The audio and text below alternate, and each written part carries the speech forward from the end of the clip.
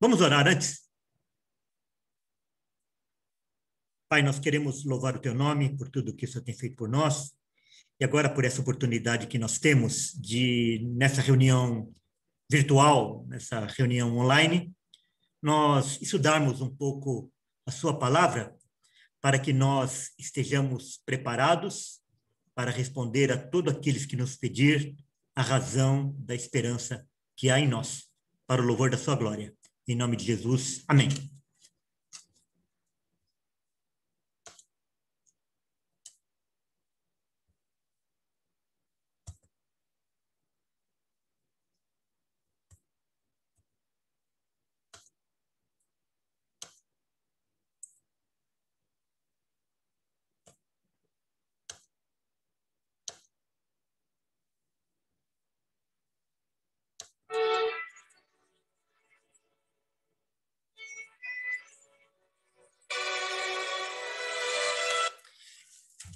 Alguém abre o seu... Alguém abre aí o seu som, o seu áudio, e me fala se está ouvindo. Perfeito, Walter, é o Roberto, estamos ouvindo. Então tá bom, então vou soltar. Irmãos, se acontecer alguma coisa, se travar, se parar, vocês abrem o áudio e fala, tá bom? Ok? Alguém responde aí. Ok. Então fechem o áudio aí, vamos lá.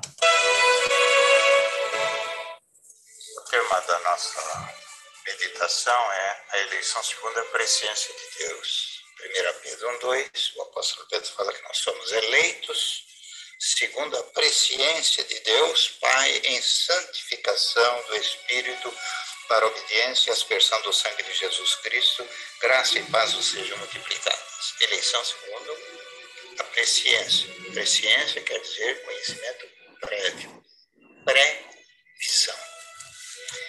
Ainda nesse capítulo de 1 Pedro 1, 19 e 20, Pedro fala assim: mas pelo precioso sangue, como de cordeiro, sem defeito e sem mácula, o sangue de Cristo, conhecido com efeito antes da fundação do mundo, porém manifestado no fim dos tempos, por amor de vós, conhecido com efeito antes da fundação do mundo. Interessante também que Paulo, em Efésios 4, ele fala que nós fomos eleitos em Cristo antes da fundação do mundo.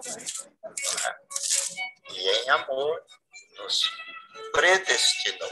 Eleição e depois predestinação. Então, é ser conhecido antes da fundação do mundo. Nós somos eleitos antes da fundação do mundo, na presciência de Deus, porque o mundo não existia. É isso que nós estamos querendo, porque nós vamos ter que estudar o que é a eleição, não é? Se essa eleição pode ser perdida ou não, né? Por isso que nós estamos querendo frisar. Agora, Apocalipse 13:8, nós temos também essa afirmação aqui no 13:8 sobre a besta. Fala assim: adorá-la-ão todos os que habitam sobre a terra, aqueles cujos nomes não foram escritos, aqueles cujos nomes não foram escritos no livro da vida, não foram escritos no livro da vida do Cordeiro, que foi morto desde a fundação do mundo. Bom, então, a pergunta é: o Cordeiro foi morto desde a fundação do mundo, ou antes da fundação do mundo? Na visão de Deus, sim. Porque o Cordeiro, o próprio Jesus Cristo, Messias, ele não poderia morrer lá antes da fundação do mundo. Por isso que ele está sendo morto na visão de Deus. Ele está sendo morto, ressuscitado, porque a igreja é conhecida antes da fundação do mundo. Não existia, porque o próprio Messias, Jesus, o homem Jesus, como Verbo, como Deus, ele é o eterno. Segunda pessoa da eternidade, Jesus é o eterno. Né? Ele é o Pai da eternidade. 9:6 de Isaías.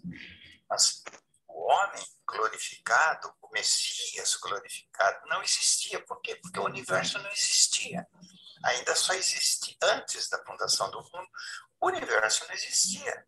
Quando Deus, porque Deus, na sua visão, querendo ter o homem consigo, querendo ter a igreja consigo, ele vai ter que criar esse universo. Para criar esse universo, ele vai fazer o quê? Ele vai estender esse universo.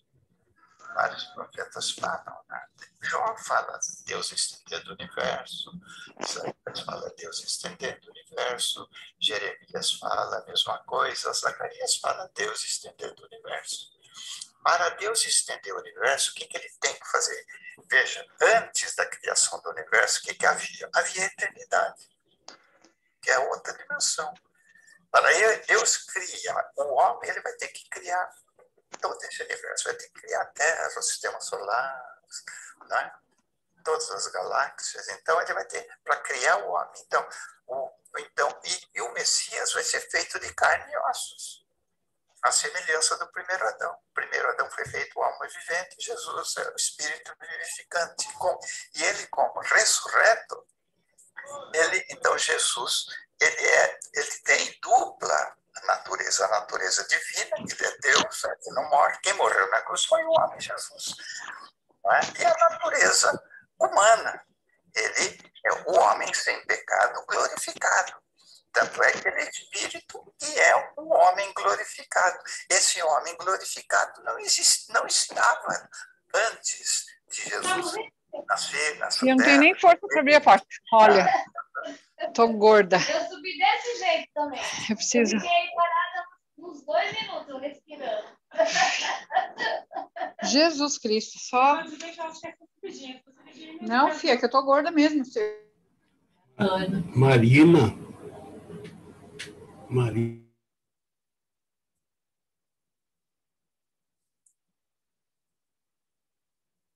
Tomara que ela não tenha ouvido o que ela falou, né? Ela fechou. Hã? Aqui estão alguns resultados da web.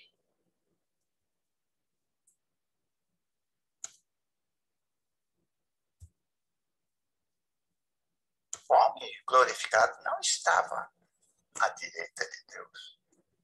Havia um trono. Isaías 6 fala, no ano da morte do rei dos dias, eu vi o Senhor assentado sobre um alto e sublime trono. O homem, Jesus glorificado, não estava lá. Por quê? O Deus triuno estava, o verbo estava lá no trono, porque ele é o eterno, ele é o Pai da eternidade.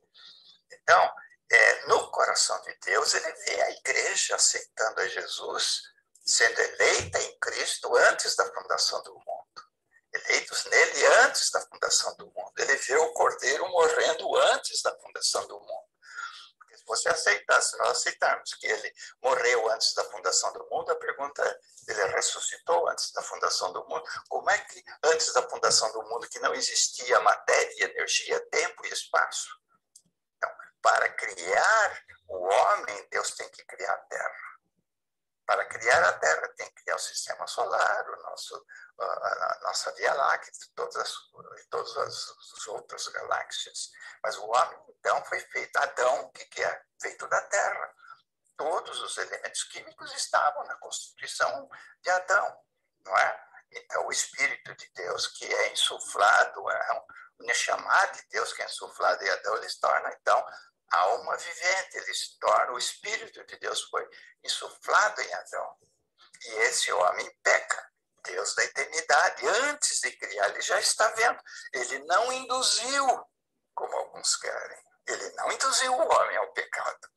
O homem fez a opção de comer da árvore errada. Quando ele come da árvore errada, ele perde a glória de Deus e se vê nu. Mas ali mesmo no Jardim do Éden, o que é prometido? É prometido que da semente da mulher e não do homem, da virgem, o nascimento virginal, aquele que vai nascer da virgem, ele não vai ter pecado, mas vai ser figura humana e achado na forma humana. Ele foi obediente até a morte de cruz, pelo que Deus o exaltou soberanamente. Ele deu um nome que é acima de todo nome. Esse é o Cristo exaltado. Ele não estava antes da fundação do mundo à direita de Deus. O Cristo, o Messias, Jesus, o Messias, o Cristo, ele só vai se sentar à direita de Deus quando ele for assunto aos céus. Por isso que nós temos lá em Hebreus capítulo 1, falando sobre ele, fala, ele que é o resplendor da glória e a expressão exata do seu ser, a expressão, sustentando todas as coisas pela palavra do seu poder, depois de ter feito a purificação dos pecados, assentou-se à direita da majestade nas alturas. Antes dele encarnar, morrer, ressuscitar, ser assunto aos céus, ele ainda não estava. O homem Jesus glorificado não estava à direita de Deus. É só agora, com a ascensão dele. Por isso que quando ele está ressuscitado naquela manhã, né, que Maria Madalena quer tocá-lo, ele fala, não me toques, porque eu ainda não subi ao meu Pai. Por quê? Porque ele sendo a consumação da festa das primícias, lá em Levítico falava que os molhos as primícias tinham que ser movidas diante, o molho, feixe da colheita tinha que ser movido diante de Deus. Por isso que ele não se deixou tocar.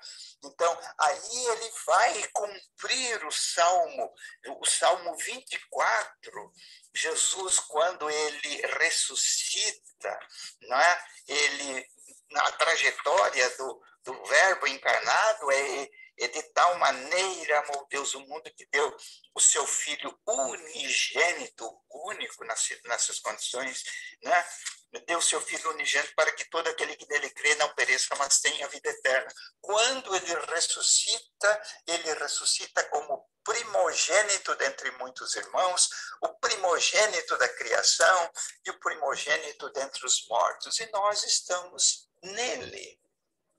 Então, essa é a trajetória. Por isso que lá em Zacarias 12:10, no dia em que nós estivermos voltando com Cristo para socorrer Israel, Israel vai olhar, Zacarias 12:10 fala, e olharão para mim, a quem traspassaram, e chorarão amargamente como quem chora por um unigênito, e prantearão como quem pranteia por um primogênito. A trajetória de um unigênito a primogênito, e é assentado, ele se assenta à direita de Deus Pai. Agora ele está lá. Agora existe um homem. Por isso que o Salmo 24 fala assim, levantai, ó portas, as vossas cabeças. Vamos ver aqui.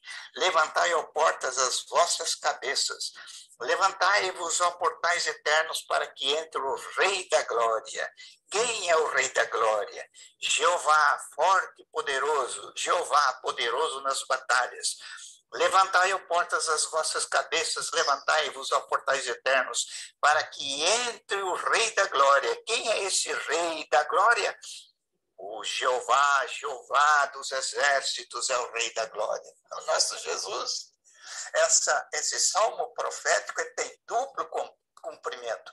Quando Jesus entra, o homem Jesus glorificado, lá no céu existe toda aquela festa celestial, e ele é aclamado como o Rei da Glória. E também vai acontecer por ocasião, quando nós estivermos voltando com ele, que ele vai se assentar no trono de Davi em Jerusalém. Por isso que houve um cumprimento ali. Ele está entrando e sendo aplaudido, montado no jumentinho, cria de uma jumenta, ele está entrando e aplaudido. Eles citam o Salmo 118, Hosana nas alturas, bendito aquele que vem em nome do Senhor. E ele fala, digo-vos que não mais me vereis até quando disserem, bendito é o que vem em nome do Senhor, que é agora o retorno dele, que vai ser aceito como o rei descendente de Davi. Então, o Cristo não estava lá. Então, voltando, poderia o Cristo ser morto antes da fundação do mundo? Na visão de Deus, sim, porque Deus ele é onisciente. Da mesma forma, a eleição.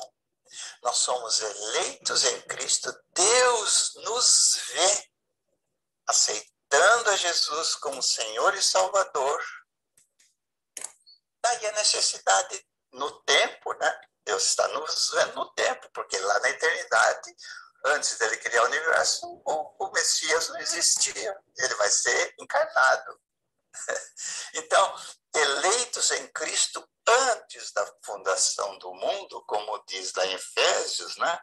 Eleitos em Cristo, como Efésios fala no capítulo 1, o apóstolo Paulo escreve assim: assim como nos escolheu nele antes da fundação do mundo para sermos santos e irrepreensíveis perante ele, e em amor nos predestinou para ele, para a adoção de filhos por meio de Jesus Cristo, segundo o beneplácito de sua vontade. O beneplácito de sua vontade. Então, nós somos eleitos em Cristo antes da fundação do mundo, na visão de Deus. Por isso que a eleição é segundo a presciência. Mas nós temos aqui, então, Deus nos vê aceitando a Jesus, porque Deus quer salvar todos os homens. Deus não quer salvar os eleitos. Para você ser eleito, para que eu fosse eleito, nós temos que aceitar o convite de Deus. Deus quer salvar todos os homens. Não é isso que o apóstolo Paulo fala em 1 Timóteo 2,4? O qual Deus quer salvar todos os homens. Deus quer salvar todos os homens, não apenas alguns. 3,16 de João. De tal maneira amou Deus o mundo, né, que deu seu Filho unigênito para que todo aquele que nele crê não pereça, mas tenha a vida eterna. O apóstolo Pedro fala que Deus não quer que ninguém se perca, mas que todos venham ao arrependimento. De qualquer maneira, todos os que vêm para o Senhor, todos os que aceitam o convite de Deus, né? Jesus fala: vinde a mim todos vós que estáis cansados e sobrecarregados, e eu vos aliviarei. Então, o convite parte de Deus. Ao homem compete dizer sim ou não ao convite de Deus. Sim, Senhor, eu te aceito como meu Senhor e Salvador. Né? E, então, há uma certa distorção, aí são irmãos amados, né? Há uma certa distorção que uma vez que você foi eleito antes da fundação do mundo, você não pode perder a salvação, mas o próprio Senhor Jesus coloca a condição de quando nós o aceitamos como Senhor e Salvador, nós temos que permanecer. Irmãos, leiam o capítulo 15 do Evangelho de João. Os nossos queridos irmãos, né, os nossos queridos irmãos que acham que não se perde a salvação, ou que você foi predestinado para ser salvo, você não pode perder a salvação. Irmãos, com todo amor, nós temos que analisar corretamente. Os irmãos citam muito João 10:28, eu lhes dou a vida eterna e ninguém poderá as arrebatar de minhas mãos. Eu lhes dou, as minhas ovelhas ouvem a minha voz e eu lhes dou a vida eterna e ninguém pode arrebatar de minha mão. Verdade. Da parte de Deus o conserto é inquebrável. Em João 15, no mesmo Evangelho de João 15, Jesus fala. Todo o capítulo 15, irmãos, todo o capítulo 15 de João, nós temos a conjunção se, não é? Se permanecerdes, né? Permanecei em mim. Veja, aqui Jesus fala, se lá no 10:28 ninguém pode, como é que em João 15 ele fala, eu sou a videira verdadeira, eu sou a videira verdadeira e meu pai é o agricultor. Todo ramo que estando em mim não der fruto, ele o corta. E todo que dá fruto limpa para que produza mais fruto ainda. No versículo 4, ele fala assim: permanecei em mim e eu permanecerei em vós. Existe uma condição. No versículo 7, a condição: se permanecerdes em mim e as minhas palavras permanecerem em vós, pedireis o que quiseres e vos será feito. Amém? Então, todo esse capítulo de João, nós vemos a condição, se permanecer. Ora, se nós fomos eleitos antes da fundação do mundo, por que a necessidade de permanecer? Porque Deus nos vê no tempo aceitando a Jesus e nós temos que permanecer. Então, alguns irmãos falam que Jesus vem lá do céu para morrer para os eleitos. Não, ele vem morrer para aquele que o aceitar como Senhor e Salvador. Uma vez aceito como Senhor e Salvador, é eleito. Agora, uma vez eleito, vem o segundo passo, que é predestinado. Você não é predestinado para ser eleito ou salvo, porque você aceitou Jesus como Senhor e Salvador, você está salvo, você está eleito, você está escolhido. Uma vez que você está eleito, agora então você é predestinado. Por isso que Romanos 8, 29 e 30 diz assim: aos que dantes conheceu, ao conhecimento prévio, ser eleito antes, aos que dantes conheceu, também os predestinou para serem conformes à imagem do seu Filho. Aos que predestinou, a estes chamou, aos que chamou, a estes justificou, e aos que justificou, a estes glorificou. Então, existe uma cascata de verbos aí em Romanos 8, 29 e 30. Primeiro, ser conhecido de antemão, depois predestinado. Uma vez predestinado, justificado, chamado e glorificado. Amém? Então, nós estamos vendo, então, que segundo a presciência de Deus, o mundo não existia ainda, ele nos vê em Cristo, aceitando Jesus Cristo como seu Senhor e Salvador, aí os nossos nomes são escritos. Daí a necessidade de nós permanecermos. Permanecei em mim e eu permanecerei em vós. Quando nós passamos pela cruz, nós ganhamos um penhor da nossa salvação, que é o penhor da nossa salvação, é o próprio Espírito de Deus. Por isso que em 2 Coríntios, no capítulo 2, não é? É 2 ou 1? Vamos ver, é 1, não é? Em 2 Coríntios, no capítulo 1, ele fala assim: mas aquele que nos confirma convosco em Cristo e nos ungiu é Deus, que também nos selou e nos deu o penhor do Espírito em nosso coração. Então, nós temos um penhor, que é o Espírito Santo, que é a garantia da nossa salvação. Quer ver como, então, fica coerente com o que Jesus diz: permanecei em mim e eu permanecerei em vós? Existe uma condição: se vós permanecerdes em mim, eu permanecerei em vós. Significa que nós precisamos permanecer em Cristo.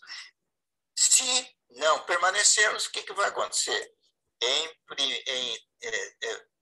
1 Tessalonicenses 5, 19, dentre as recomendações, o apóstolo Paulo fala assim: não apagueis o Espírito. Então o Espírito pode ser apagado. Então o Espírito pode ser extinto. Nós já ouvimos algum irmão amado, sim, que crê que não se perde a salvação, que aí não é apagar, fala é restringir.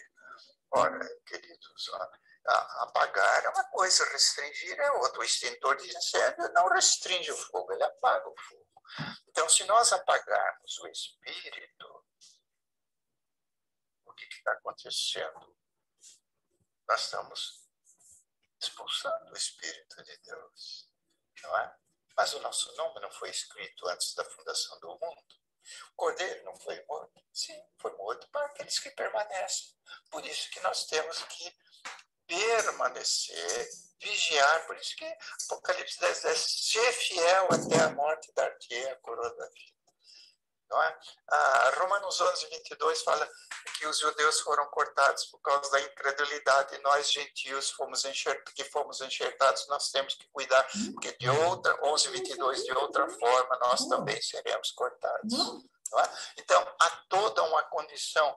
Então, a interpretação, essa eleição antes da fundação do mundo, é segundo a presciência de Deus e não pré-determinação de Deus, porque Deus não quer salvar uns e rejeitar outros. Nós temos ouvido até palavras de irmãos amados de Deus, filhos de Deus, irmãos queridos, né? Que pregam que o Senhor, que a graça de Deus é irresistível e que quando ele chega a quem ele quer salvar, ele vai atrás e salva de qualquer maneira, ainda que não queira, o sujeito é salvo. Já outros não são salvos. Então, se nós ouvirmos dois sermões distantes um do outro, nós vamos ouvir do homem de Deus que a eleição é segundo, claro, é segundo a vontade de Deus, mas que ele vai atrás daquele que ele quer salvar, porque a graça é irresistível e ninguém pode separar. Quem nos separará do amor de Deus? Pode ver que no elenco de situações em Romanos capítulo 8, quem nos separará do amor de Deus? Né? Ali está claro que único na relação não consta o pecado. Por quê? Porque o pecado nos separa de Deus, porque Deus é santo. Sem santificação ninguém verá a Deus. Bom, então, vamos entender o que é a eleição segundo a presciência. A eleição segundo a presciência é que Deus ainda não existia o universo, ainda o Messias não existia, ainda o Messias não havia morrido, ele vai morrer na visão de Deus para salvar o homem. E Deus nos vê no tempo e no espaço, aceitando a Jesus como Senhor e Salvador. E nós temos que permanecer por isso que lá em Hebreus 10:39 fala, e nós não somos daqueles que retrocedem para a própria perdição. Por isso que em Hebreus capítulo 6 diz assim que é impossível que os que caíram, permaneceram caídos, ser novamente salvos, porque já estão calcando os pés filhos de Deus. Mas amém, por essa palavra, a eleição é segundo a presciência e não segundo a pré-determinação. E não é segundo o capricho de Deus, é presciência de Deus e não capricho. Que Deus quer salvar todos os homens, não tenha dúvida. Agora, nem todos os homens aceitam o convite. Mas e aqueles que nunca ouviram? Também há uma solução. O apóstolo Paulo em Romanos fala que ali em Romanos capítulo 2, ele fala que os que sem lei pecaram, sem lei serão destruídos. Os que pela lei pecaram, mediante a lei serão julgados. 2:12. Assim, pois, todos os que pecaram sem lei, também sem lei perecerão, ser destruídos. E todos os que com lei pecaram mediante a lei serão julgados. Nós podemos também ir para Timóteo, são muitos os textos, mas nós podemos ir para Paulo escrevendo a Timóteo. Ouçam estas palavras, amados, e nós vamos entender que 2 Timóteo capítulo 1, versículos 11 e 12, o apóstolo Paulo fala, fiel é esta palavra. Se já morremos com ele, também viveremos com ele. Se perseveramos, também com ele reinaremos. Se o negamos, ele, por sua vez, nos negará. Então, o que nós estamos vendo? A necessidade. Então, na visão de Deus, nós fomos eleitos em Cristo antes da fundação do mundo, mas nós precisamos permanecer. Se nós não permanecermos, o nome pode ser apagado. Por isso que Apocalipse 3:5 diz estas palavras: vencedor será assim vestido de vestiduras brancas, e de modo nenhum apagarei o seu nome do livro da vida, pelo contrário, confessarei o seu nome diante do meu Pai e diante dos anjos. Nossa, está vendo? Jamais vai ser riscado o vencedor. A pergunta que nós fazemos é: todo cristão é vencedor? E os que desistem? E os desviados? Tiago fala de irmãos desviados, não é? Paulo fala também, em 2 Coríntios 12. Tiago diz, capítulo 5, versículos 19, ele fala assim: meus irmãos, se algum entre vós se desviar da verdade e alguém o converter, sabei que aquele que converte o pecador do seu caminho errado salvará da morte a alma dele e cobrirá a multidão de pecados. Pode ser desviado, pode.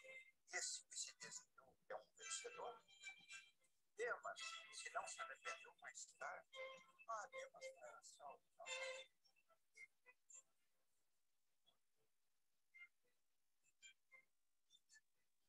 Sumiu o som, pastor.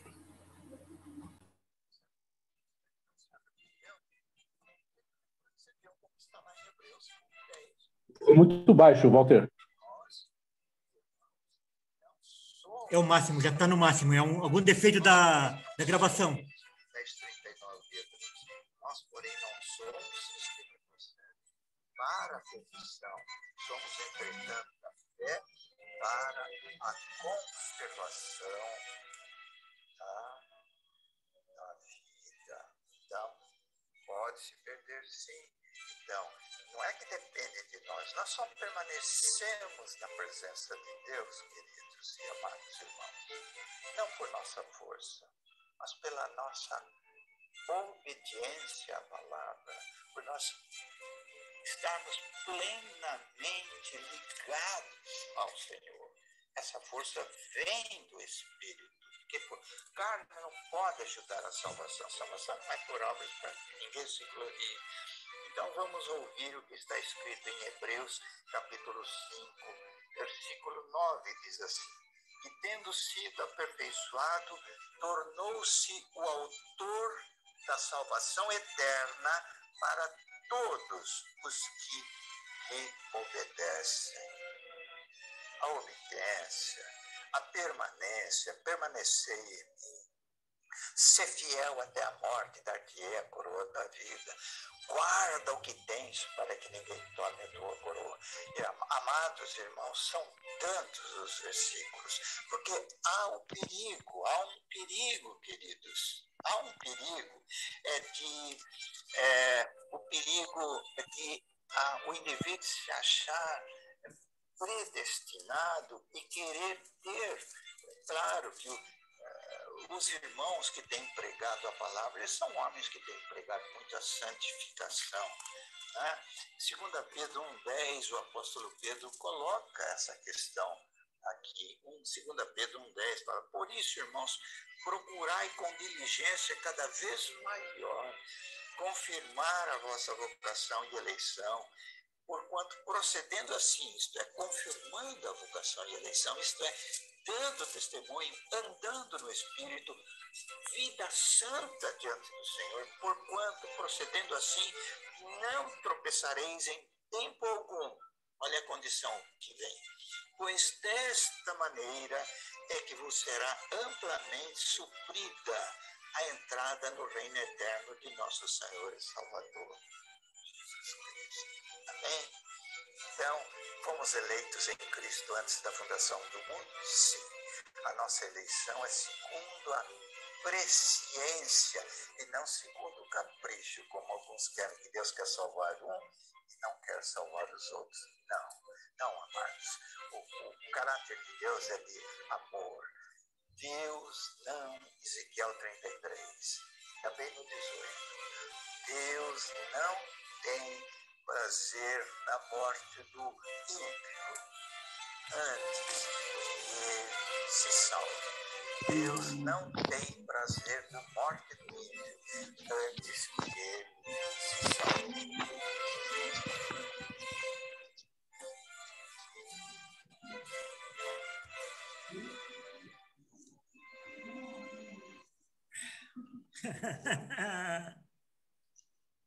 Bom, vamos lá.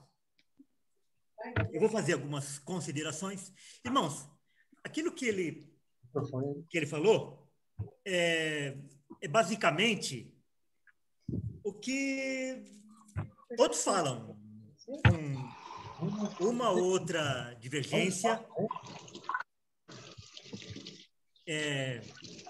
Então, eu vou fazer algumas considerações. Se com essas minhas considerações não abarcar aquilo que você observou, você pode fazer pergunta, como também você pode contribuir, né? Você pode contribuir, você pode colocar aquela observação que você notou, aquela contrariedade, ou coisas desse tipo, tá bom? Então, vamos lá. Eu vou agora compartilhar aqui algumas...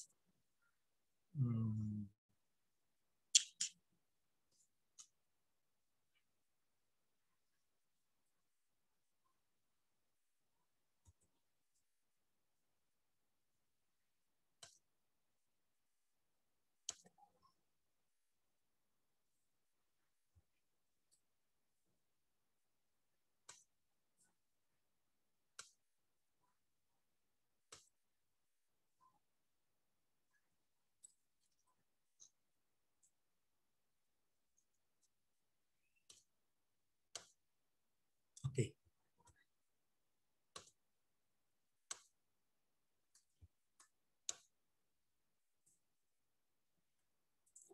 Irmãos, olha, o que nós vemos aí nessa pregação aí, se é isso que nós podemos chamar, a pessoa dando uma pirueta exegética. Então a pessoa fica aí meia hora para tentar provar que Deus não é poderoso, que Deus ele não executa todos os seus decretos. Isso é muito triste, né? Você vê um pregador, alguém que se propõe a pregar o evangelho, ele querer atribuir a salvação ao homem, embora algumas vezes ele percebe que ele está indo por esse caminho, e ele mesmo nega, mas cai em contradição. Por exemplo, assim, aqui no final, ele fala que não é pela força, mas é pela obediência. Ora, se não é pela força, é pela obediência, está na mão de quem ainda? Continua na mão do homem. Então, o grande problema, não só dele, como de todos os defensores dessa linha humanista, é que a pessoa ele não utiliza o texto, ele fica pulando daqui a ali, e ele não faz uma exposição do texto. Ele pega um texto como pretexto e ali ele começa a pular de uma coisa para outra. Qual é o erro básico que ele comete? Ele comete o erro básico quando ele interpreta erroneamente a palavra conhecer. Então, ele interpreta a palavra conhecer como tomar ciência, saber. E, na realidade, na maior parte, quando as escrituras elas utilizam a palavra conhecer, ela não utiliza no sentido de saber, de ter ciência, de saber que aquilo vai acontecer. Ela tem um outro significado. Vamos lá. Ó. Salmos Salmo 1, versículo 6. Diz assim: pois o Senhor conhece o caminho dos justos, mas o caminho dos ímpios perecerá. Ora, se Deus é onisciente, se ele sabe de todas as coisas, se ele sabe tudo o que vai acontecer, ele não conhece o caminho de todo mundo? Tanto do justo como do ímpio? Ele conhece, nesse sentido, no sentido de ter ciência.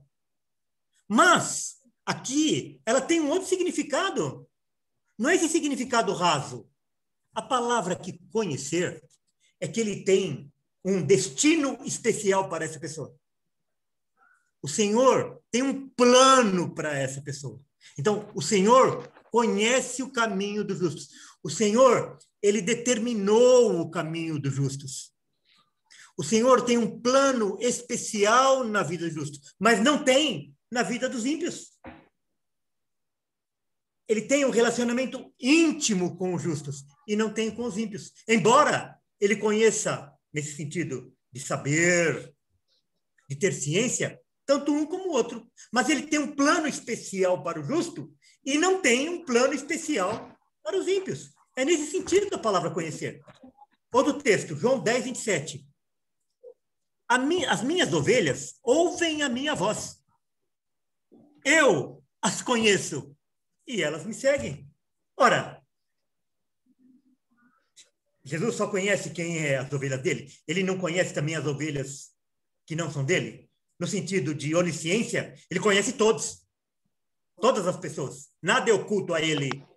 Mas no sentido de ter um plano especial, no sentido de ter uma intimidade, ele só conhece as ovelhas dele.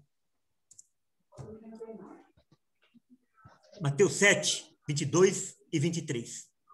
Muitos naquele dia hão de dizer-me: Senhor, Senhor, porventura temos nós profetizado em teu nome? E em teu nome não expelimos demônios? E em teu nome não fizemos muitos milagres? Então lhes direi explicitamente: nunca vos conheci. Apartai-vos de mim, os que praticais a iniquidade. Irmãos, olha, vê só. Se ele não conheceu, no sentido que ele quis dar a palavra conhecer, como que ele sabia que eles tinham praticado iniquidade? Que eles não eram justos? Por quê? Porque a palavra conhecer aqui não é no sentido que ele utiliza. Não é no sentido que ele interpreta. Então, como ele interpreta errado o sentido da palavra conhecer, ele erra nos 30 minutos de exposição. Porque ele parte de um alicerce que não existe. João 13, 18. Não falo a respeito de todos vós, pois eu conheço aqueles que escolhi. Estou procurando o Gordão. Ó, tem alguém com áudio aberto aí, por favor. Está bem no canto atrás de uma tralha. Atrás da tralha da Laís. Vai lá ver. Uai. É. Daniel.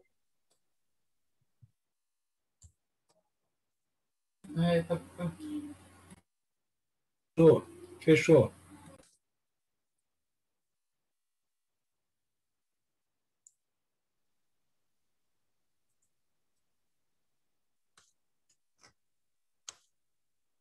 Então, não fala a respeito de todos vós, pois eu conheço aqueles que escolhi. É antes para que se cumpra a Escritura. Aquele que come do meu pão levantou contra mim o seu calcanhar. O Senhor não conhecia no sentido da onisciência, no sentido de saber quem é, o que vai fazer, o que está pensando. Ele não conhecia todos? Sim, mas no sentido, novamente, de ter um plano especial, de ter uma intimidade, etc. É diferente com aqueles que pertencem a ele e aqueles que não pertencem. Lá, então, em Romanos 8:29, que ele utiliza esse texto, né? Porquanto aos que de antemão conheceu... se Deus criou todos os homens, como que aqueles que de antemão conheceu? Quer dizer, aqueles que ele escolheu, aqueles que ele separou, aqueles que ele tem um plano especial. É nesse sentido essa palavra conhecer. Também os predestinou para serem conformes à imagem de seu filho, a fim de que ele seja o primogênito entre muitos irmãos. Então, irmãos, a eleição não é baseada no conhecimento prévio de Deus, no sentido de saber quem é, no sentido de saber o que eles vão fazer. Não! É Deus que, sem nada de bom que ele vê no homem, sem nenhuma condição atribuída ao homem, ele separa aqueles que lhe pertencem. Por isso que nós chamamos de eleição incondicional. A eleição é os critérios de Deus. E esses critérios não partem do homem, mas de Deus. Não é porque o homem apresenta um ou determinado aspecto que Deus escolhe uma pessoa.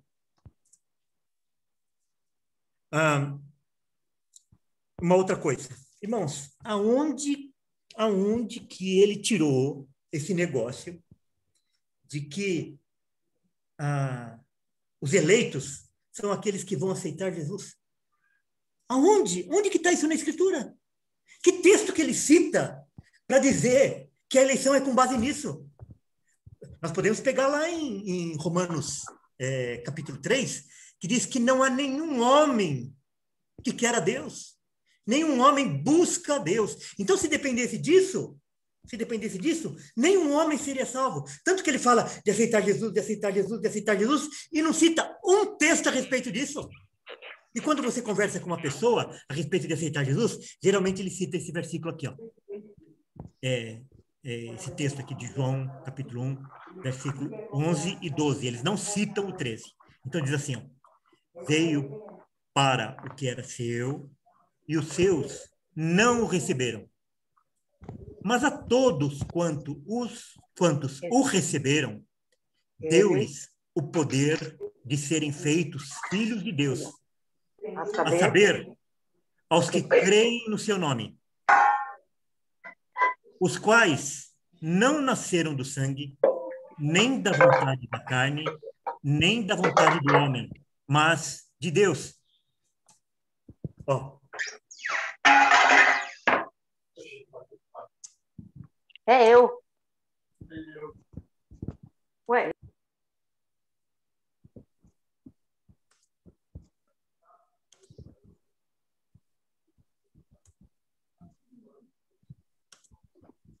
Então, hoje mesmo, falando sobre esse assunto, a pessoa que me mandou, eu falei assim, irmão, onde que ele assistiu na Bíblia esse negócio de aceitar? Daí ele falou assim, mas receber não é a mesma coisa que aceitar? Claro que não! Você recebe o carnê de IPTU lá na sua casa para você pagar e você recebe o carnê de IPTU para pagar porque você aceitou o carnê de IPTU? Não! Devolve o carnê de IPTU para ver se você não continua a dever. Vem lá o oficial de justiça e você recebe uma intimação lá da justiça e você fala assim, eu não aceito. Fala isso. Não tem nada a ver. São palavras completamente diferentes. Nós recebemos toda a carga genética. Dos nossos pais, dos nossos avós, dos nossos ancestrais. E a gente nem sabia que ele está recebendo aquilo. Então, o que receber? Mas a todos quantos o receberam, Deus o poder de serem feitos filhos de Deus. O que tem a ver uma coisa com a outra? Mas, irmãos, eles não enxergam isso. Eles pegam a tradição aí, o que se fala em todas as igrejas, de aceitar Jesus, de aceitar Jesus, de aceitar Jesus. E aonde que está isso? Olha, por isso que eles não vão até o versículo 13. Olha o que fala o versículo 13. Os quais não nasceram do sangue. Quer dizer, não é genético. Ou então, não é porque é judeu. Ninguém é salvo por causa disso. Ninguém é salvo porque é judeu. Ninguém é salvo porque é filho do pastor. Ninguém é salvo porque é filho do diácono. Ninguém é salvo porque é filho de alguém que é salvo. Então, não é pelo sangue. Nem da vontade da carne. Quer dizer, ninguém que é salvo, ninguém que nasce de novo, nasce pela vontade da carne. Quer dizer, por obras. Por aquilo que a carne faz. Nem da vontade do homem. Irmãos, a pessoa, ele não nasce por causa da vontade do homem. Nem da vontade do homem. Quer dizer, não é pelo livre-arbítrio. Por quê? Porque a própria Bíblia diz, lá em Romanos capítulo 3, que ninguém quer, que ninguém deseja a Deus. Os quais não nasceram do sangue, nem da vontade da carne, nem da vontade do homem, quer dizer, nem do livre-arbítrio, mas de Deus. Então, quem nasce de novo, nasce por causa da vontade de Deus, exclusivamente. Romanos 9:16. O mesmo sentido. Assim, pois, não depende de quem quer ou de quem corre, mas de usar Deus a sua misericórdia. Então, não é para quem deseja, não é pelo livre-arbítrio, e também não é para quem faz alguma coisa, mas de Deus usar a sua misericórdia. Se você pegar nesse mesmo capítulo, ele vai falar assim, que ele tem misericórdia de uns, e endurece o coração dos outros. Agora, se Deus deseja salvar a todo mundo, como que ele endurece o coração de quem ele quer? E ele diz que ele endurece. Ele diz que ele endureceu o coração de Faraó. Então, ele endurece o coração daqueles que não pertencem a ele. Daí ele usa esse texto aí, né? Falando lá a respeito da perda da salvação. Quem nos separará do amor de Cristo? Será tribulação, ou angústia, ou perseguição, ou fome, ou nudez, ou perigo, ou espada. Ele fala assim aí, mas ali não tem a palavra pecado. O pecado nos separa de Deus. Lógico que o pecado nos separa de Deus. Se não existisse o pecado, Cristo não teria vindo? Cristo não teria sido enviado? Cristo não seria enviado para morrer pelos nossos pecados? É por isso que Cristo morreu. Claro que o pecado nos separa de Deus. Agora, Cristo não veio justamente para nos reconciliar com Deus.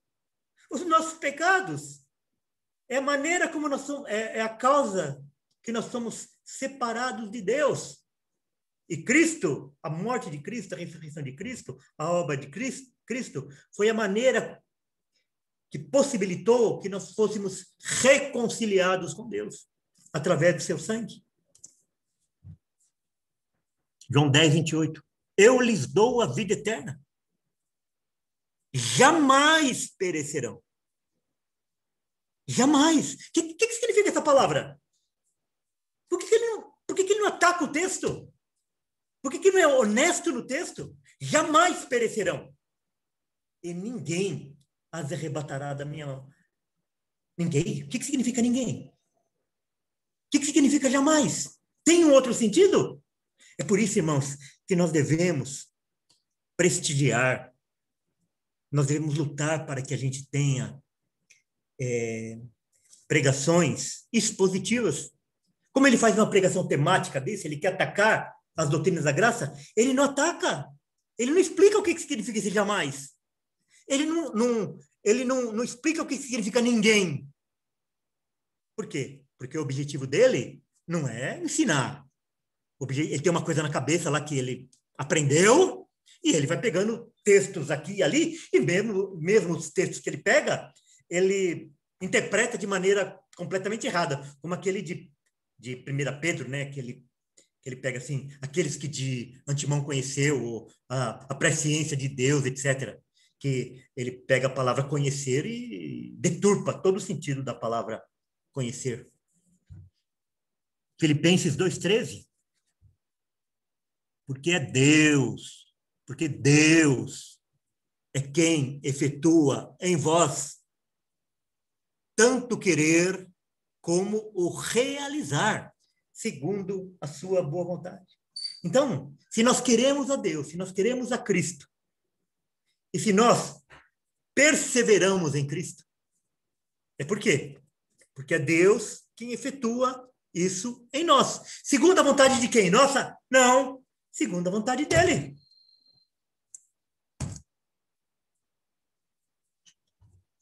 Segunda Pedro 1:3. Vocês percebem, né? Ele pega Pedro e pega um texto lá isolado e faz uma exegegue, né, como nós chamamos, exegegue, visto, 2 Pedro 1,3, visto como pelo seu divino poder nos têm sido doadas todas as coisas que conduzem à vida e à piedade. Pelo conhecimento completo daquele que nos chamou para a sua própria glória e virtude. Tudo é pelo poder. Então, a nossa vida eterna e a piedade, a nossa vida de santificação, etc., vem de quem? Vem pelo poder de Deus. Qual é o objetivo? Vem pelo poder de Deus, por quê? Para que o homem não se glorie, para a glória e virtude de Deus.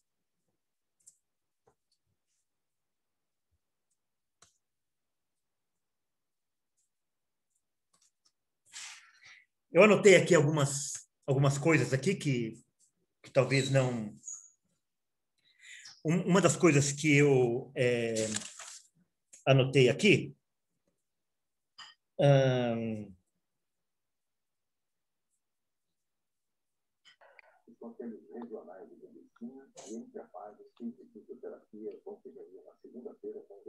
Os irmãos leem, alguém abre aí, na sua Bíblia aí, Hebreus 1, de 1 a 3.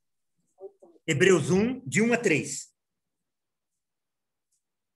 Quem quiser ler, levanta a mãozinha aí.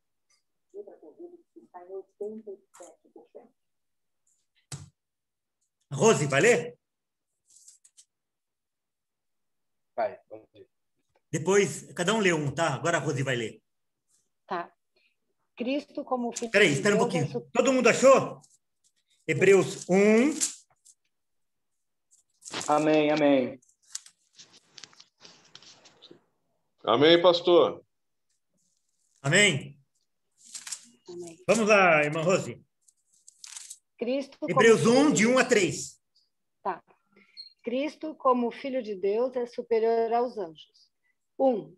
Havendo Deus antigamente falado, muitas vezes e de muitas maneiras, aos pais, pelos profetas, a nós falou-nos nestes últimos dias pelo Filho, a quem constituiu herdeiro de tudo, por quem fez também o mundo, o qual, sendo o resplendor da sua glória e a expressa imagem da sua pessoa, e sustentando todas as coisas pela palavra do seu poder, havendo feito por si mesmo a purificação dos nossos pecados, assentou-se à destra da majestade nas alturas. Irmãos, presta atenção nesse versículo de número 3. Ele, que é o resplendor da glória e expressão exata do seu ser, sustentando todas as coisas. Sustentando todas as coisas. Quem é que sustenta todas as coisas? Pela palavra do seu poder. Depois de ter feito a purificação de pecados. Irmãos, depois de ter feito a purificação de pecados. O que ele está falando aqui? Que evento que é esse? Se não, quando ele morreu na cruz, ele morreu para nos purificar dos nossos pecados. Então, a obra de salvação, a nossa obra de salvação, feito na cruz. O que acontece agora é somente o nosso chamado ao Evangelho. Cristo já é o nosso pastor, ele já é o nosso pastor. Daí ele nos chama e a gente reconhece que ele é o nosso pastor. É isso que fala lá em João 10. Tá bom, pastor Paulo? Obrigado aí pela sua presença aí no nosso meio. Uma pena que o pastor não possa ficar aí e contribuir um pouco aí com a gente. Depois de ter feito a purificação do pecado. Então, quando é que nós tivemos os nossos pecados purificados? Quando a gente aceita Jesus? Claro que não. Nós somos salvos na cruz. Foi lá que a nossa escritura de dívida foi cravada. Não é isso que diz a palavra de Deus? Outro, Atos, alguém procura aí agora. Atos 13, 48. Quem que vai ler? Outra pessoa agora. 13, 48.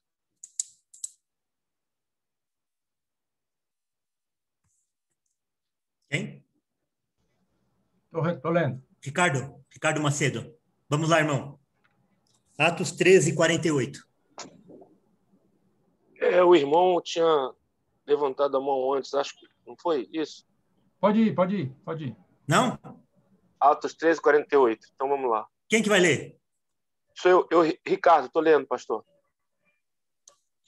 Está me ouvindo? Rinaldo? Irmão Rinaldo, vai ler? Estão me ouvindo aí? 13, 48? É o Ricardo. Vocês estão me ouvindo? Vai, então, lê, Ricardo, por favor. Sim. Está me ouvindo? Atos Vocês estão me ouvindo? 48. Sim, estamos ouvindo. Ah, tá. Sim, irmão, estamos ouvindo. Obrigado. Vamos lá, Atos 13, 48. Os gentios, ouvindo isto, regozijavam-se e glorificavam a palavra do Senhor, e creram todos os que haviam sido destinados para a vida eterna. Glória a Deus. Como que é o negócio aí? O que está escrito aí? E todos creram que foram destinados para a vida eterna. Então é o contrário do que ele falou. Ele falou que a gente é eleito porque a gente crê. E aí, Atos 13, 48, está falando exatamente o contrário. Que creram aqueles que foram destinados, aqueles que foram, o quê? Eleitos. Aqueles que foram predestinados para a vida eterna. Muito claro esse texto. Agora, vamos lá. Pastor Walter. Oi. No início eu peguei um pouquinho no início, e quando o senhor botou o áudio daquele senhor, que eu não sei quem é, eu tomei um susto. Eu tomei um susto por causa da forma como ele estava abordando o texto. Eu vi muito, ele pareceu muito confuso, né? Cortou seu áudio. Não, eu falei que ele pareceu muito confuso. Ele, na explicação. Claro, não. Foi uma verdadeira exegese, né? Agora, vamos lá. Ele também fez uma menção de que Cristo morreu por todos. Né? Então, vamos lá. Alguém lê Isaías 53, 11 e 12. Isaías 53, 11 e 12. E alguém vai ler Mateus 20, 28.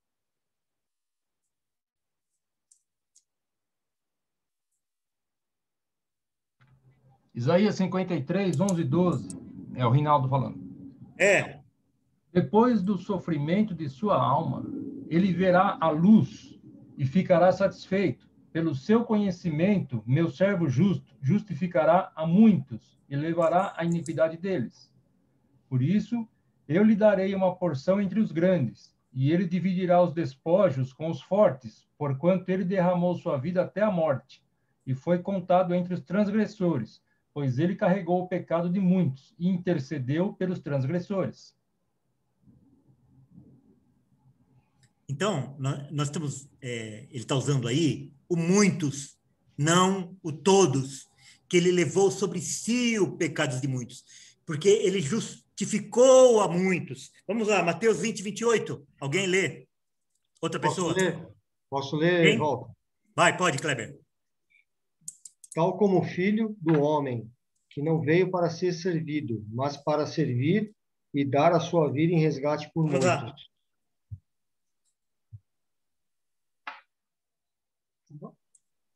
Continua? Kleber, tá picotando a sua... Não, é que não deu para ouvir. Picotou a sua ligação. Eu não consegui ouvir. Vou fazer a leitura novamente. Tal como o filho do homem, que não veio para ser servido, mas para servir e dar a sua vida em resgate por muitos. Chegou aí?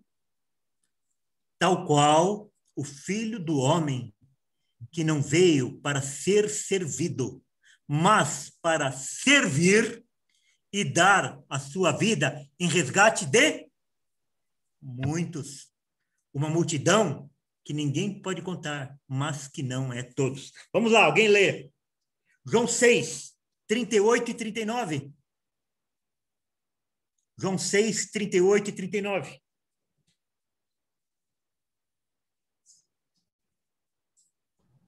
Tá na mão. Pois desci do céu não para fazer a minha vontade, mas para fazer a vontade daquele que me enviou. E esta é a vontade daquele que me enviou, que eu não perca nenhum dos que ele me deu, mas os ressuscite no último dia.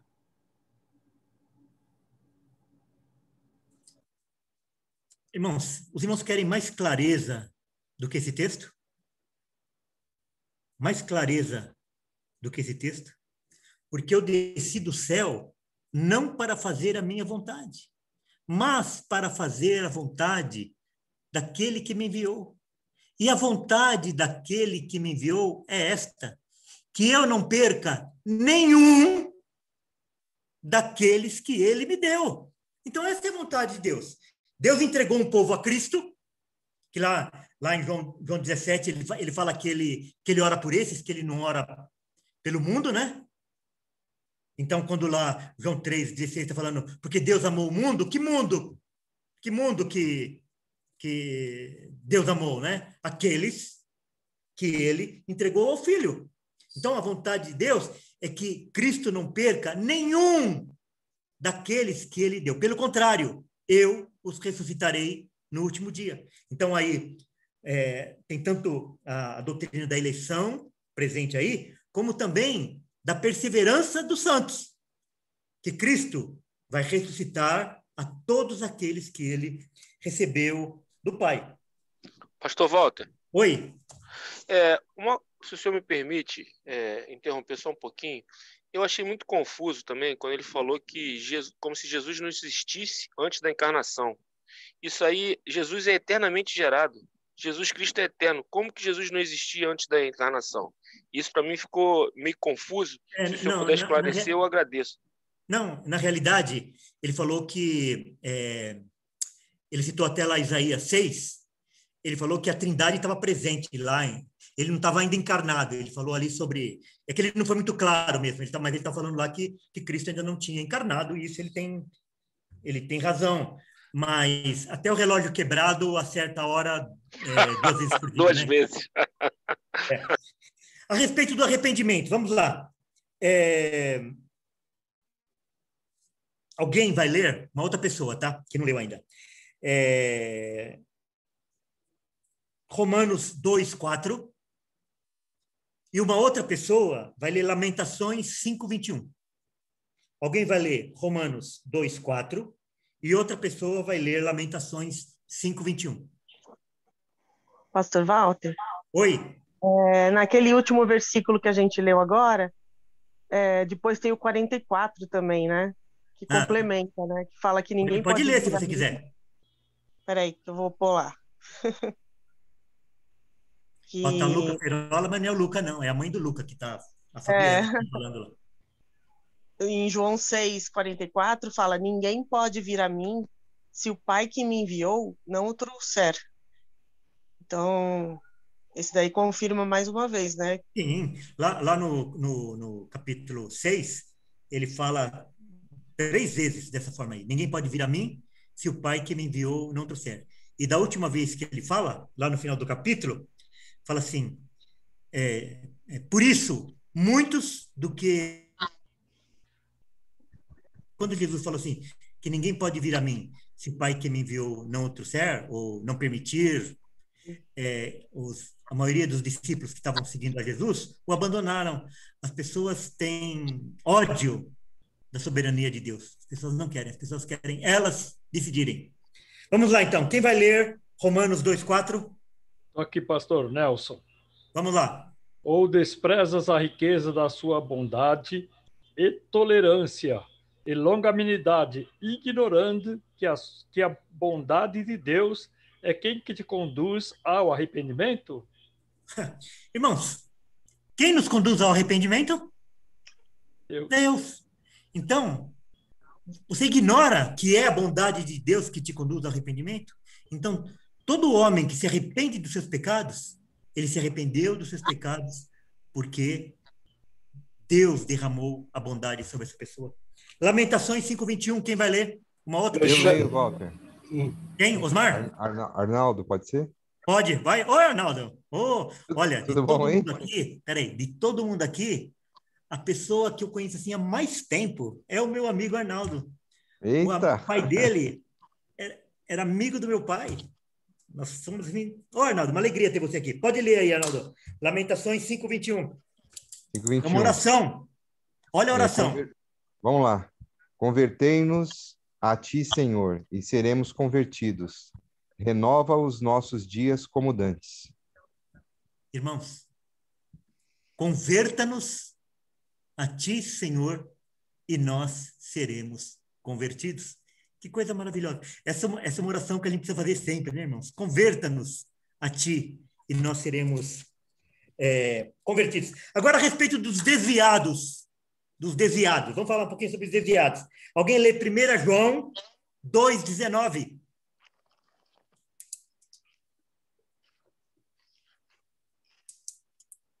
Quem vai ler? 1 João 2,19. Osmar. Vai, Osmar. Eles saíram do nosso meio, entretanto não eram dos nossos.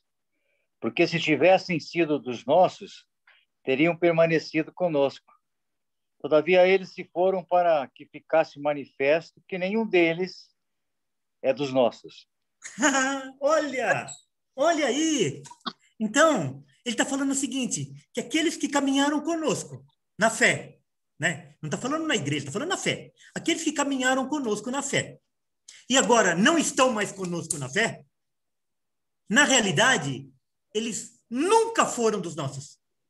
Porque se eles tivessem, porque se eles fossem dos nossos, o que teria acontecido, Osmar? Teriam permanecido. Então, irmãos, os textos lá que ele pegou a respeito daqueles que abandonam a fé, etc. Ele cita Hebreus, ele cita Coríntios e tal. Na realidade, essas pessoas, eles são joio no meio do trigo. Na realidade, eles nunca pertenceram a Deus. Eu queria que alguém abrisse em Lucas. Pastor? Oi. Pastor, eu aqui, Celso. Você pode me mencionar novamente só porque eu perdi o texto, pastor? O anterior que o irmão Osmar falou. 1 João 2,19. Fechou, obrigado. Tá bom. Eu queria que alguém abrisse em Lucas, capítulo 14. Lucas 14, de 15 a 24. Lucas 14, de 15 a 24. A parábola da grande ceia. Quem é que vai ler? Eu, pastor. Hã? Pode ser eu. Eu, Celso. Pode, Celso. Lucas 14, Lucas de 15 14, a 24. de 15 a 24, é isso? É. Olha, antes dele ler, eu gostaria que vocês prestassem atenção no verbo que é utilizado para as 3 categorias de pessoas aí. São 3, eles vão se referir a 3 grupos. Eu gostaria que você prestasse atenção nos 3 verbos que ele vai ler. Vamos lá. Lucas 14, de 15 a 24. Vamos lá, pastor. Ora, ouvindo tais palavras, um dos que estavam com ele à mesa disse-lhe: Bem-aventurado aquele que comer pão no reino de Deus. Ele, porém, respondeu: Certo homem deu uma grande ceia e convidou muitos. À hora da ceia, enviou o seu servo a avisar os convidados: Vinde, porque tudo já está preparado. Não obstante, todos a uma começaram a excusar-se. Disse o primeiro: Comprei um campo e preciso ir vê-lo. Rogo-te que me tenhas por excusado. Outro disse: Comprei 5 juntas de bois e vou experimentá-la. Rogo-te que me tenhas por excusado. E outro disse: Casei-me e por isso não posso ir. Voltando o servo, tudo contou ao seu senhor.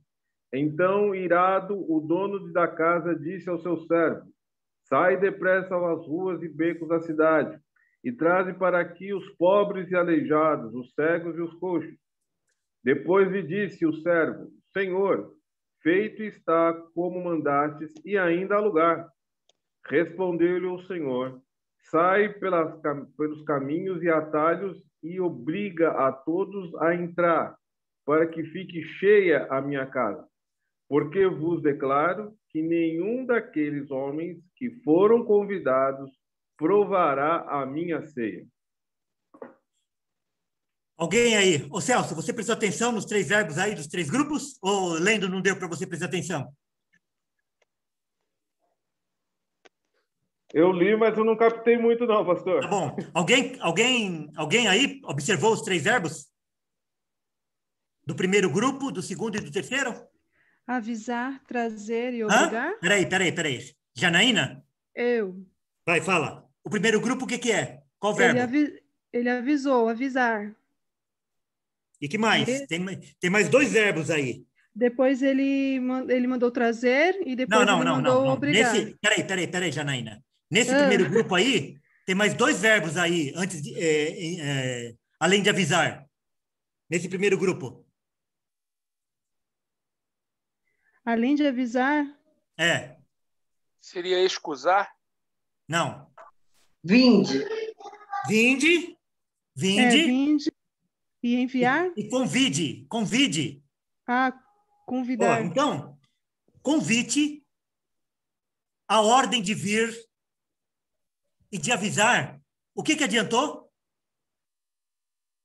No primeiro grupo? Não adiantou nada. Nada. Não adiantou nada. Então, aquele convite de Jesus, assim, ó, vinde a mim todos que estáis cansados e sobrecarregados, não tem efeito nenhum isso. Não é porque Deus está convidando que nós partimos do pressuposto de que Deus está achando que as pessoas vão receber aquele convite e vão vir. Tanto que ele fala lá que todos começaram a excusar-se. Todos começaram a excusar-se. É o exemplo do povo de Israel, né? Oi? O povo de Israel. Na realidade, ali está falando especificamente do povo de Israel, mas é uma realidade que vale para todos. Se você pegar lá... Sim. Eu só dei um exemplo. Não, sim. Mas foi bom a sua intervenção, porque muitos usam isso, falando, não, mas lá está falando só do povo de Israel. Não, porque lá em Romanos 3, vai falar que não há diferença entre o judeu e o grego. Não é isso? Vamos lá. O segundo grupo, o que fala o segundo grupo? Qual que é o verbo? Qual que é o mandamento? Qual que é a ordem? Eu convidar? Mandou. Não. Oi? Mandou. Não. Qual foi o mandamento? O grupo.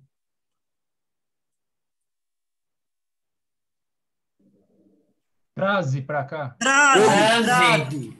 Ó, o primeiro... Depois obriga. Depois obriga. Então, o primeiro é convida. O segundo é traze aqui. Então, veja só. Ó, ali nós estamos num ambiente de senhor e servo. De senhor e súdito.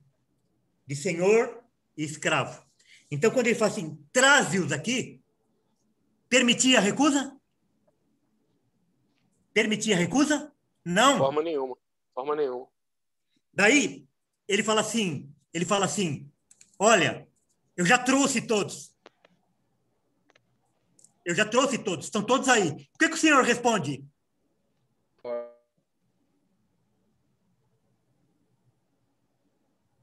Eu já obedeci, já estão todos aí. O que o senhor responde? Vai pelo caminho. Não. Hã? Obriga, trazendo. Ai, Morelli. O que ele fala?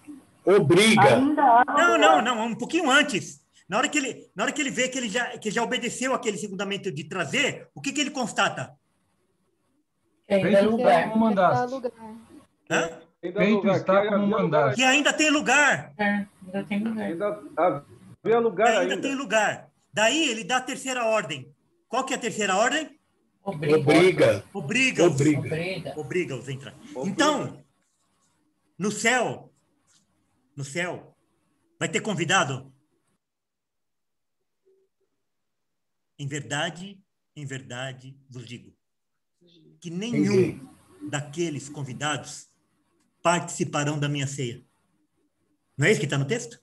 Então, quem é que vai participar da grande ceia do Senhor? Aqueles que foram trazidos e aqueles que foram obrigados a entrar. Por quê? Porque o convite nenhum homem aceita. Todos os homens rejeitam. Os homens são naturalmente inimigos de Deus. Bom. Vamos lá. Muito bom, excelente, muito bom. 2 Coríntios 1, 22. E outro lê 2 Coríntios 5, 5.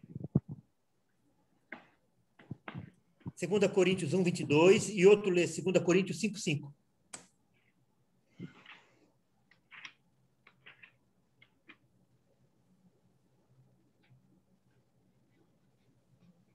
Posso eu, pastor? Eu, Alexandre. Vai lá, Alexandre.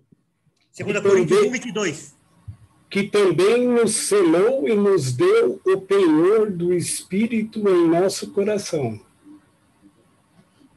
Agora, alguém, 2 Coríntios 5, 5.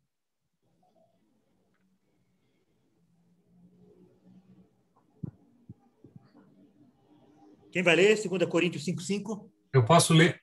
Pode. Nelson, Bento. Ora, foi o próprio Deus quem nos preparou para isto, outorgando-nos o penhor do Espírito. Irmãos, a garantia da nossa salvação é o Espírito Santo. Ele é o penhor. Sabe o que é penhor? Você vai lá no banco, pede um dinheiro emprestado e você deixa seu relógio Patek Philippe lá como garantia. Se você não pagar, o que garante o pagamento? O penhor que você deixou lá. Tá certo? Vai ser pago de todo jeito. Então, a nossa salvação, quem que é o penhor da nossa salvação? Somos nós? Somos nós? São as nossas obras? É qualquer coisa que a gente pode fazer? Não. O penhor da nossa salvação é o Espírito Santo. É ele que garante.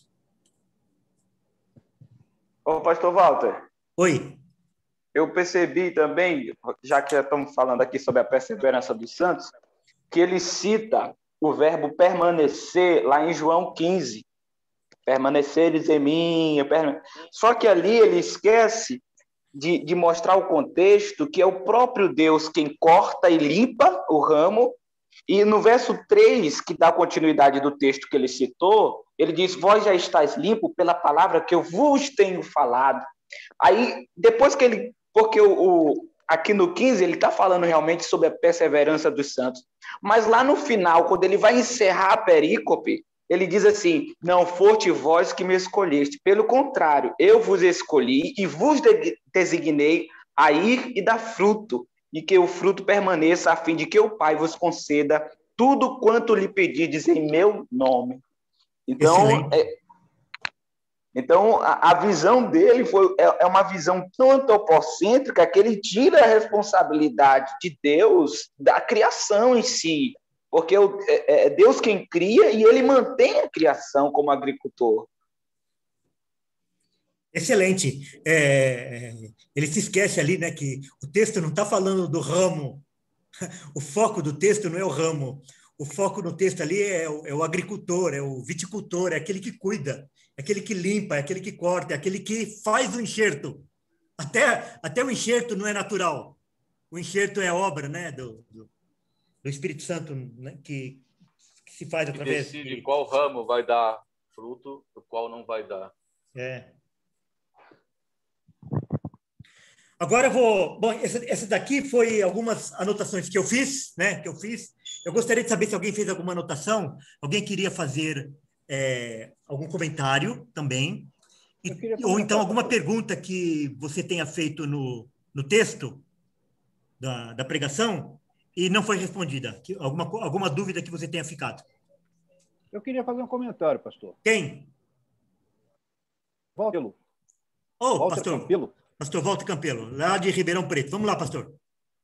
Tudo bem, querido? Graças a Deus. Tudo bem, gente? Boa noite. Na verdade, uma das questões mais sérias que a gente pode entender aí diz respeito à questão do entendimento do que vem a ser a questão da presciência. Tá? ele confunde ali o conceito de presciência com predestinação e cria uma dicotomia entre esses dois conceitos, como se fossem coisas distintas, como se fossem coisas diferentes, como se presciência fosse um negócio e a predestinação ou aquilo que Deus determina fosse outra coisa diferente. E não são coisas distintas. Tá? Um exemplo... Vamos lá, vamos usar o exemplo que ele colocou, ou seja, que Deus olha na estrada do tempo e vê aquelas pessoas na estrada do tempo que vão entregar a vida a Jesus. E aí Deus vai lá e salva essas pessoas especificamente. Ele nem fala isso, né? Ele fala assim que são as pessoas que vão aceitar Jesus, né? É isso, vão aceitar Jesus. Eu tenho que usar os termos que ele usou, perdão, gente. Mas, bom, vamos lá. Então, ele olhou lá na estrada do tempo, vamos imaginar que ele viu lá o Walter, num determinado momento, aceitando Jesus. Walter e eu, tá? Ou Walter e eu. Rejane, tanto faz. Nós dois aceitamos Jesus. E aí, então, Deus, pela presciência dele, ou seja, ele olhou na estrada do tempo, viu que num determinado momento o Walter aceitou Jesus como seu Salvador, como seu Senhor e tal, se arrependeu dos seus pecados e tal. E aí Deus foi lá e colocou o nome da pessoa, do Walter, no caso, no livro da vida. Tá? Ok. Vamos imaginar que aconteceu do João, o Joãozinho, que estava do lado do Walter, caminhar pela vida toda, chegar no fim da vida e não entregar a vida para Jesus, não aceitar Jesus durante a sua vida. Tá? E Deus, então, pela presciência dele, ele olhou na vida do Joãozinho e viu que o Joãozinho chegou no fim da vida sem ser salvo. Tá? E aí Deus foi lá e não colocou o nome de Joãozinho no livro da vida. A minha questão é bem simples. Qual é a chance de, uma vez Deus tendo visto o Walter sendo salvo num determinado momento, do Walter dizer não, naquele momento em que Deus já tinha visto que ele diria sim? Qual é a chance do Walter dizer não? 0. Tá? Da mesma maneira, qual é a chance do Joãozinho, que Deus viu que ele passou a vida inteira sem aceitar Jesus, dele, num determinado momento, por alguma vontade própria dele, mudar de ideia e falar, não, agora eu quero. E aí Deus viu errado lá atrás.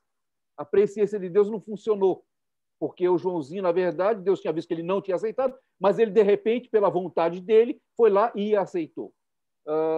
A questão é que, uma vez que Deus viu, pela ideia dele, tá, do que vem a ser presciência, uma vez que Deus viu que algo aconteceu, isso que Deus viu que aconteceu, não muda. Não tem como mudar. Ou seja, está predeterminado. Aquilo que ele chama de presciência está predeterminado, está definido já desde a eternidade passada.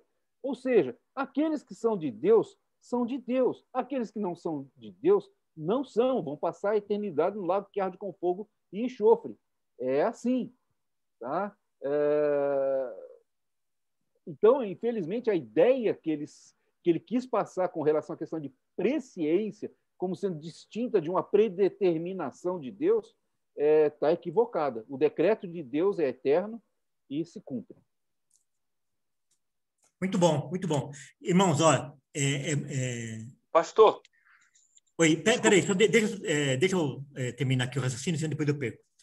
Nós precisamos lembrar que esse atributo de Deus, da onisciência, não está ligado a Deus saber intelectualmente todas as coisas. Está ligado a Deus determinar todas as coisas que irão acontecer. E ele é todo poderoso para fazer com que aquelas coisas que ele determinou, elas acontecerem. Então, Deus não somente decreta as coisas, como ele realiza todos os seus decretos. Por isso Amém. Que ele é... Exatamente isso, pastor. Exatamente isso. Muito bom, muito bom. Amém. Ricardo? Então, o senhor está me ouvindo? Vocês estão me ouvindo? Então, eu acho que um texto que não foi mencionado, eu não sei se... Eu não me recordo, acho que não. Romanos 8, 29 e 30. Né? porquanto aos que de antemão conheceu, também os predestinou para serem conformes à imagem de seu Filho, a fim de que ele seja o primogênito entre muitos irmãos. E aos que predestinou, a esse também chamou, e os que chamou justificou, e os que justificou também glorificou. É como se Paulo aqui estivesse antevendo, né, na eternidade, como Deus vê, a nossa glorificação. Então, assim, eu acho que essa, como o pastor aí citou, essa confusão parece que, não sei, com todo respeito, tá falando, mas é falta na verdade, é falta de iluminação do Espírito Santo mesmo. Exatamente. Não é por nossa própria capacidade, né? Porque tem um véu, esse pensamento arminiano, né? Tem um véu, tem um véu sobre os olhos. Então, não basta a pessoa saber ler, não basta ela saber interpretar as palavras, o significado das palavras no idioma, porque depende de Deus abrir o entendimento da pessoa. Alguém mais pediu aí para falar? Eu gostaria de fazer uma observação também, se for possível. Boa noite. Boa noite. A irmã é da onde? Eu sou de Belém do Pará. Boa noite. Boa noite. Eu acho muito triste. Eu sou da igreja presbiteriana, tá? Eu acho muito triste, assim, observar, a gente vê com tristeza, né? Essa visão que foi transmitida aí no vídeo, de que o homem tem que ajeitar o evangelho, ele tem que ajeitar toda a escritura para conseguir sustentar o que ele está dizendo. Ele requer muito esforço para isso, e ele acaba se contradizendo, né? Porque ele fala assim sobre a questão que depende do homem, tanto o início da salvação como a permanência. Né? Ele acha que a salvação inicia no homem e que a continuidade também, para chegar ao final, vai tudo depender do homem. Então, ele coloca o evangelho centrado no homem mesmo. Eu achei muito engraçado que ele... Engraçado não, né? Que não é engraçado isso, mas ele falou assim que ele encara a soberania de Deus como um capricho de Deus. Então, ele usou essa palavra. É um capricho de Deus. Ou seja, para ele, Deus não pode fazer o que ele quer. O Deus, né? Deus, o Senhor, não pode fazer o que ele quer. Deus só pode fazer o que o homem quer. Então, se o homem quer aceitar Cristo, né? Então Deus pode salvá-lo. Então, é um capricho de Deus se for o contrário. Então, ele encara isso como um capricho, né? A soberania de Deus, para ele, se chama capricho. E, por outro lado, ele fala assim, que eles também precisam estar defendendo a Deus, porque ele diz assim, olha, nosso Deus, ele não pode escolher alguns e escolher apenas alguns para ser seu povo. Porque ele não seria isso incompatível com o amor de Deus, e o nosso Deus é amor. Então, eles ficam tentando dizer que eles estão defendendo Deus, mas, ao mesmo tempo, Deus não pode ser soberano, né? Então, essa visão toda, e ele ainda fala que se a gente deixar a soberania de Deus tomar o lugar dela, né? Que isso é perigoso, isso aí é uma doutrina perigosa, porque vai conduzir ao pecado. Então, só porque pode ser perigosa, aí a verdade não tem valor. Então, é muito complicado isso, e até para a gente defender, baseado em textos, né? Os textos são muito bons para relembrar a gente, né? Para trazer à memória a verdade, mas para eles que não conhecem, assim, que não têm um discernimento, todo o texto que a gente citar, eles vão dizer que nós estamos fazendo o mesmo que eles. Eles citam vários textos, né, para sustentar aquilo que eles creem. E eles vão dizer também da gente que a gente está citando também textos pinçados, né? A gente está pensando alguns textos.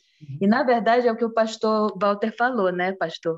Que o senhor disse que tem que ser feito uma exposição, as pregações têm que ser expositivas para que a pessoa não faça isso, de pegar alguns textos e justificar aquilo que ela está querendo defender, né? É isso. E eu percebi também que ele não entende o sentido da palavra justificado. Ele não sabe o que é justificação. Porque a salvação pode ser perdida, né? Uma pena. Então era isso, pastor, que eu queria dizer, tá? Muito bom essa intervenção, irmão. Olha que dentro disso que o Carmel falou, né? Romanos 9, 12, Romanos 9, 18, eu já falei disso, mas vamos ler lá. Romanos 9, 18. Logo, tem ele misericórdia de quem quer. De quem ele quer. E também endurece a quem lhe apraz. Então, Deus está no controle de todas as coisas, do coração de todos os homens. Então, os homens já têm seu coração endurecido e eles são endurecidos ainda mais por Deus. Aquele que tem, lhe será dado. Quem não tem, ainda o que tem lhe será tirado. Você pensa que esse texto está falando de dinheiro? Não, está falando de fé. Aquele que tem, lhe será dado mais e mais. E aquele que não tem, até o que tem lhe será tirado. Por quê? Porque ele endurece a quem lhe apraz. Tinha alguém que tinha pedido aí a palavra. Pastor, glória a Deus. Pastor. Aqui o Celso. Vai lá. Rinaldo depois. Ô, pastor, não, é só uma constatação histórica, né? O problema aí do pessoal do arminianismo é justamente Armínio, quando tentou entrar nesse 9 de Romanos, é que ele teve um grande problema, né, pastor? O Armínio aí, ele deu... Eu até o 8, acho que ele andou muito bem, mas quando ele chegou no 9 de Romanos, aí ele embaraçou as coisas. É por isso que tem um famoso pregador aí da internet, e também conhecido aí, ele fala que quando Paulo escreveu Romanos 8, 9 e 10, estava surtado e que esses capítulos da Bíblia eles são totalmente descartáveis. Alguém fez uma pergunta assim, a Selma está fazendo assim uma pergunta.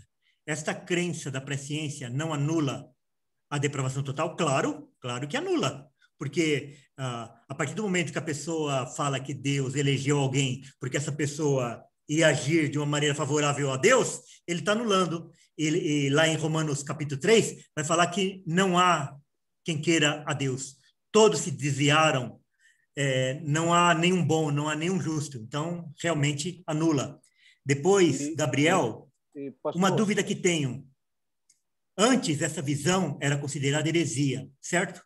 Hoje em dia, ela não é mais vista como heresia? Sim, é. A primeira coisa que eu anotei aqui, fala assim, nós consideramos uma pessoa dessa como irmã? De jeito nenhum. De jeito nenhum. Nós não estamos falando do mesmo evangelho. Nós não estamos falando do mesmo Deus, nós não estamos falando do mesmo Cristo.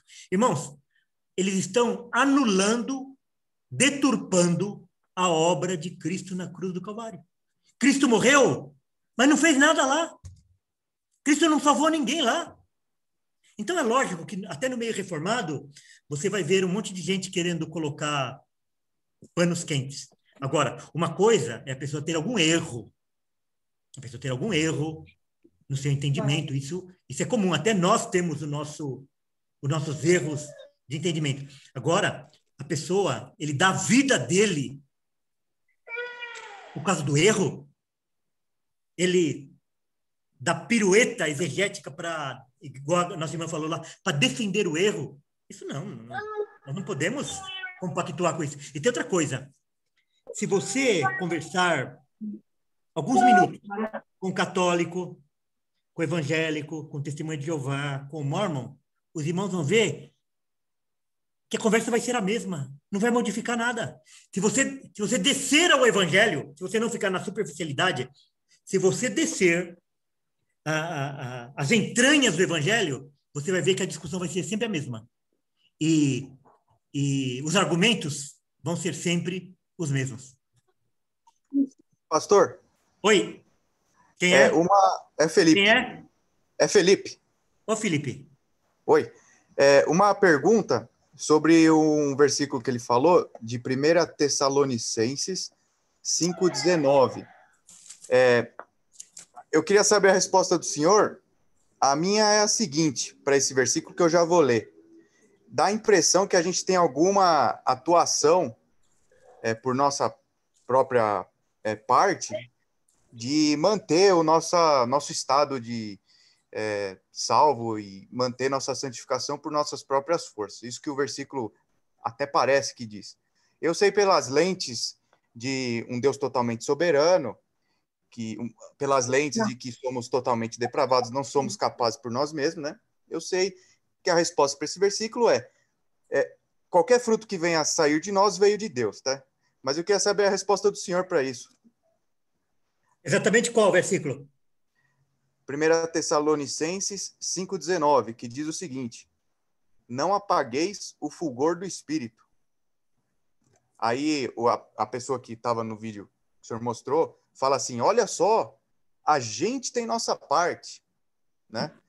A minha resposta é essa, através da lente de um Deus soberano, eu sei responder isso. Eu queria saber a sua resposta, pastor. Mas não tenha dúvida. Hoje uma pessoa pegou e falou assim que o Augusto... Uma pessoa falou, né? Ele deturpa... Porque eles não somente erram, como eles deturpam as escrituras, não é isso?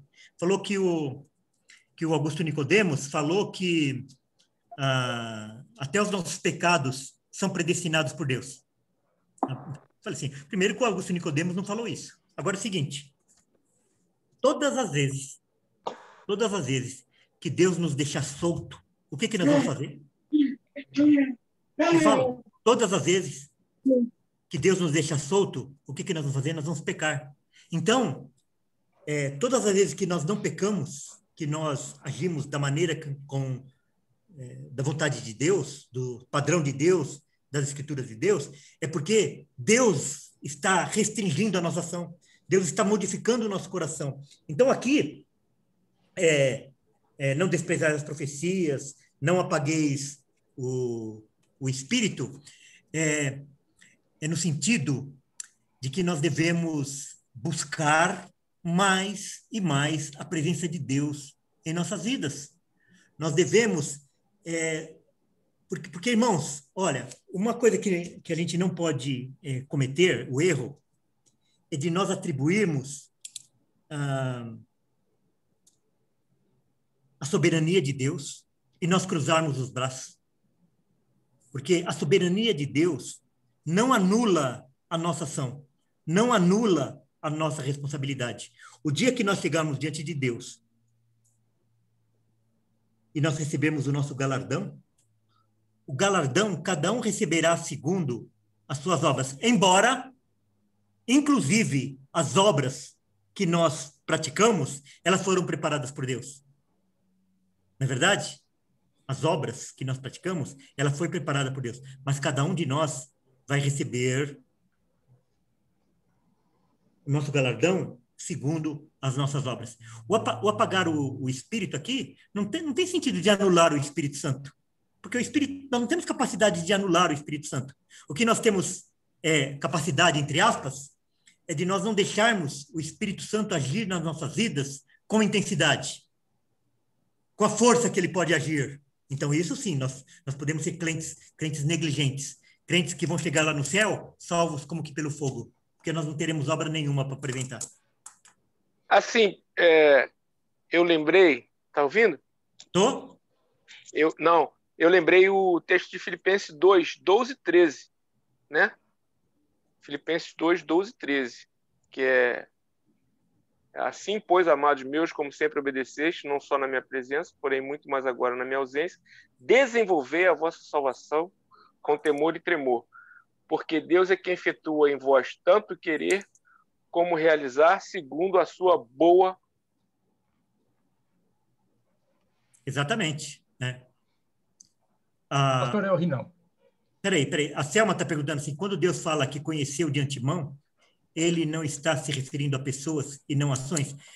Mais ou menos. Na realidade, ele está tendo um destino, pastor, ele está estabelecendo um destino. Eu gostaria de responder essa daí para ela, pastor. Vai, então vai. Vai, Isaías.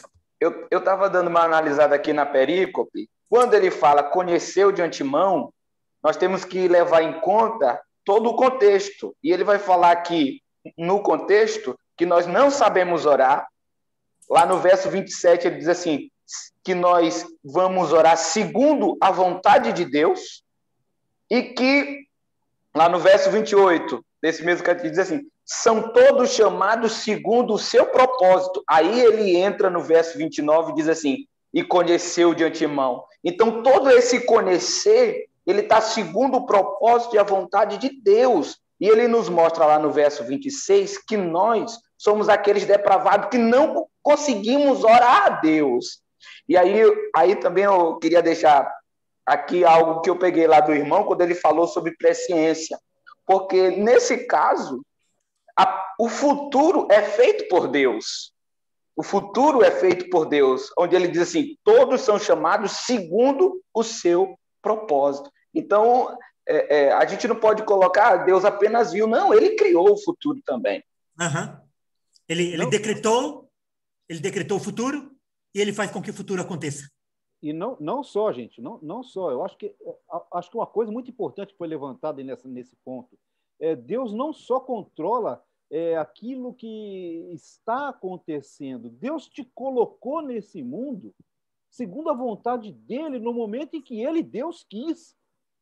Então, Deus nos coloca no mundo aonde ele quer, quando ele quer.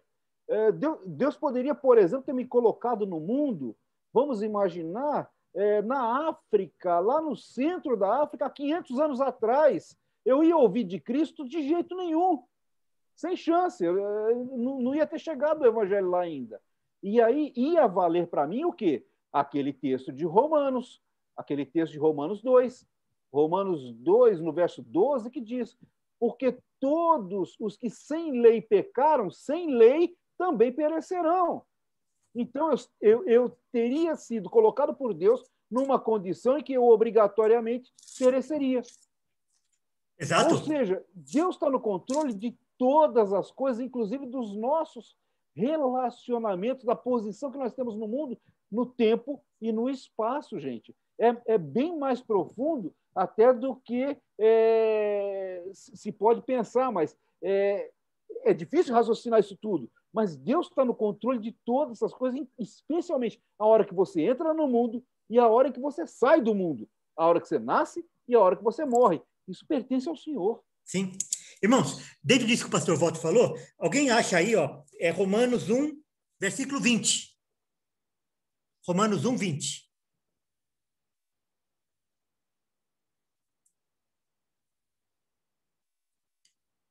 Quem quer ler? Posso ler, pastor? Quem? Ô, Lisa. Pode sim, irmã. É Romanos 1, 20, né? Tá. Porque os atributos invisíveis de Deus, assim o seu eterno poder, como também a sua própria divindade, claramente se reconhece desde o princípio do mundo, sendo percebidos por meio das coisas que foram criadas. Tais homens são, por isso, indesculpáveis. Então, dentro disso que o pastor Campelo falou. Aquele índio que nasce lá num lugar retirado, que nunca vai ter contato com o mundo ocidental, com as escrituras, etc., ele é indesculpável diante de Deus. Por que ele é indesculpável? Porque Deus se revela também através da natureza, o seu eterno poder, a sua santidade, vários dos seus atributos, e as pessoas adoram as coisas que foram criadas ao invés delas adorarem o Criador. Por isso que elas são indesculpáveis. Sabe o que significa ser indesculpável? Ele não vai ter nem defesa. Nem defesa ele vai ter.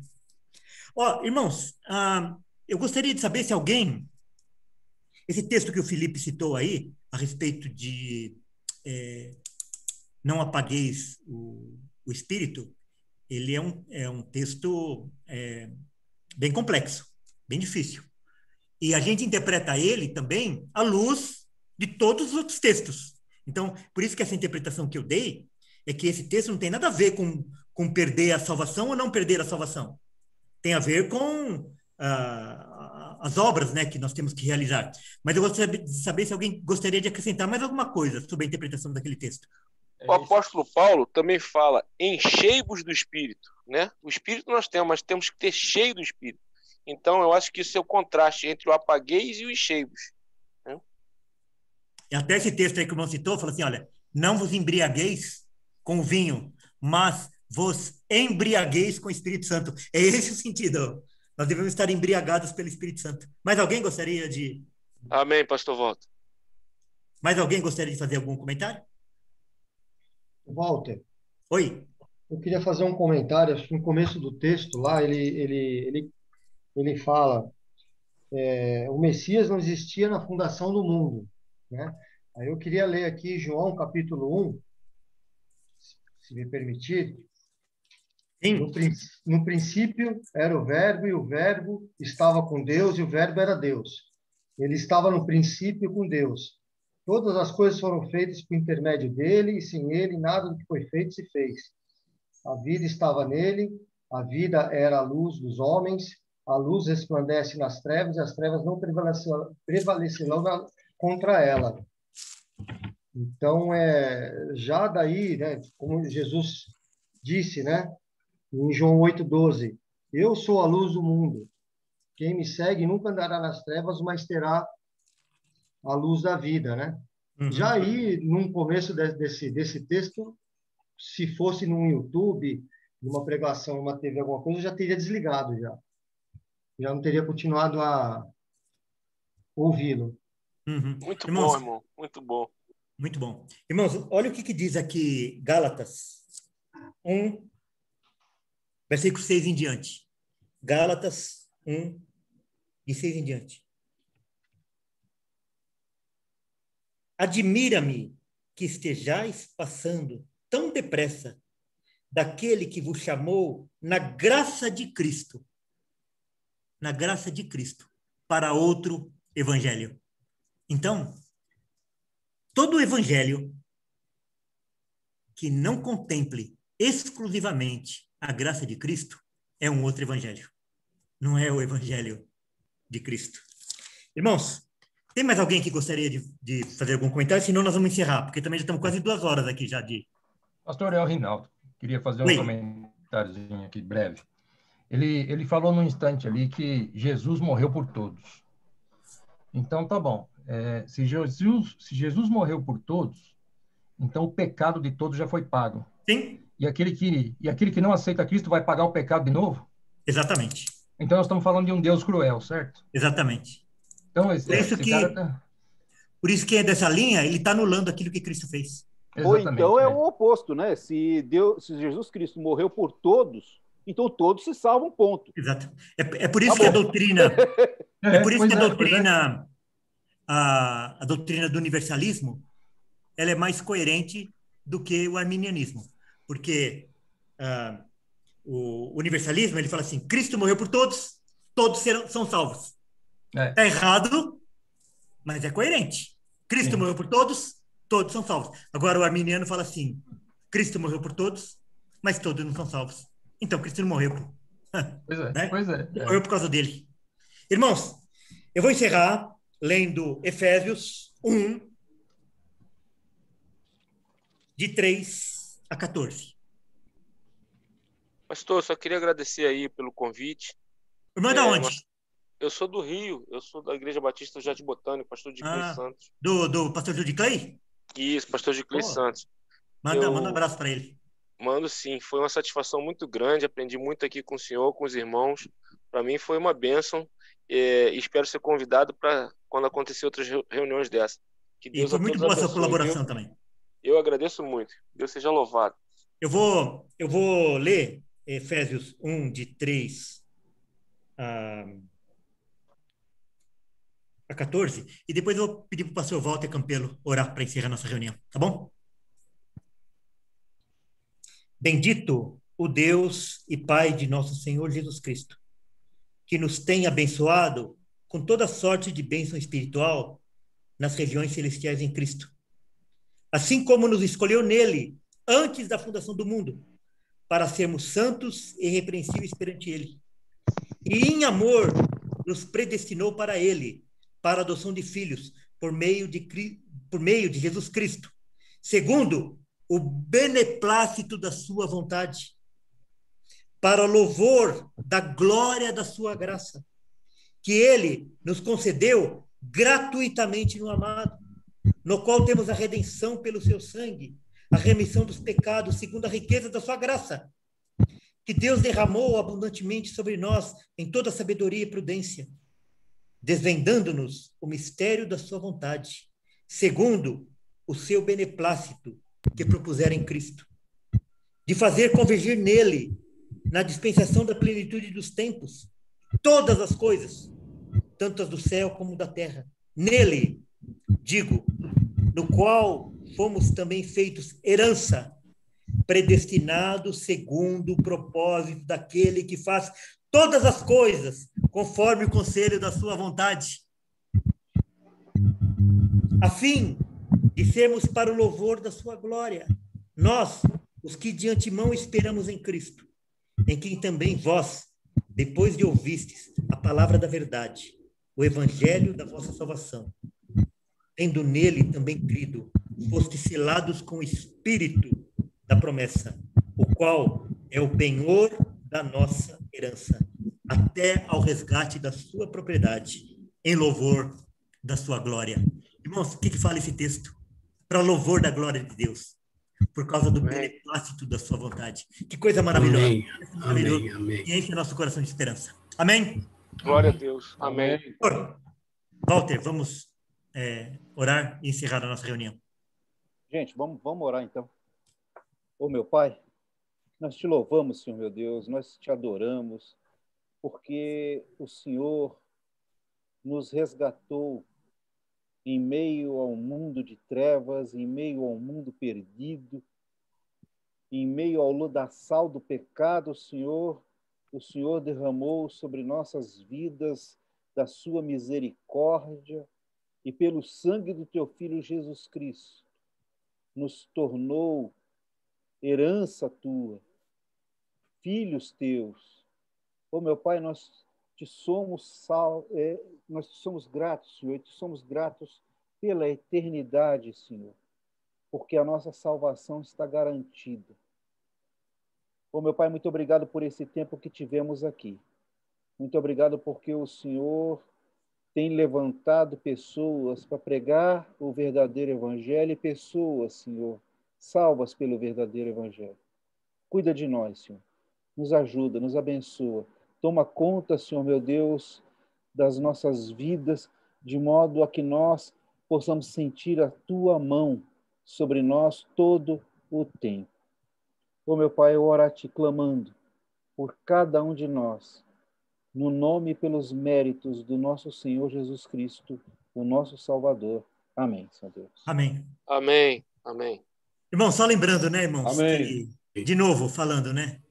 Que é obra do Espírito Santo. Então, quando nós estamos evangelizando alguém, quando nós estamos falando do evangelho para alguém, a gente precisa orar para que Deus trabalhe através do Espírito Santo, porque só a nossa argumentação não vale nada. Santo. Hã? Oi, Fernando. Falou através do Espírito Santo. Depois através do Espírito Santo, Pastor, depois deixa o seu telefone comigo uns 2 minutos. Aí, o senhor não tem mais 2.000 pessoas, mas 1999 seria bom para o senhor.